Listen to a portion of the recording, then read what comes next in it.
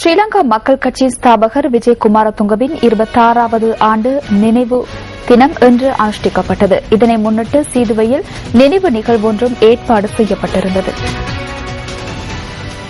1945 ஆண்டு அக்டோபர் மாதம் 9ஆம் தேதி சீதுவையில் பிறந்த விஜயகுமாரதுங்க பிற்காலத்தில் சினிமா துறையில் நடிகராகவும் மனிதநேயமிக்க அரசியல்வாதியாகவும் திகழ்ந்தார்.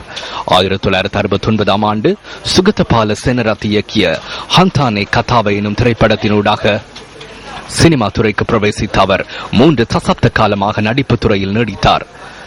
பாரதிகே திரைப்படத்தினூடாக பின்னணி பாடகராக இசைத்துறைக்கு பிரவேசித்த அவர் சங்கராவே சிகினய திரைப்படத்தில் பல்கலைக்கழக விருதையும் பெற்றுக்கொண்டார்.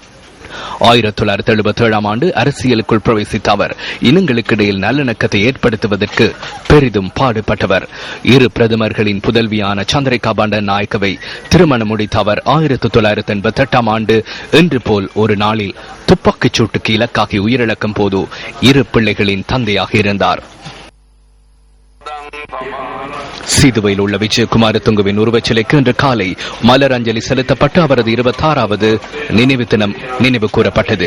முன்னாள் ஜனாதிபதி சந்திரிகா பண்டாரநாயக்க குமாரதுங்க, விஜயகுமாரதுங்கவின் குடும்ப உறுப்பினர்கள் உள்ளிட்ட பலர் இதன் போது கலந்து கொண்டிருந்தனர்.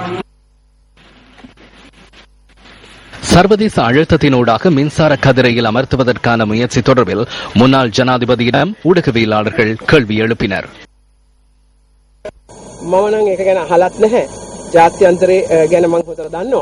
சர்வதேசம் தொடர்பில் எனக்கு நன்றாக தெரியும்.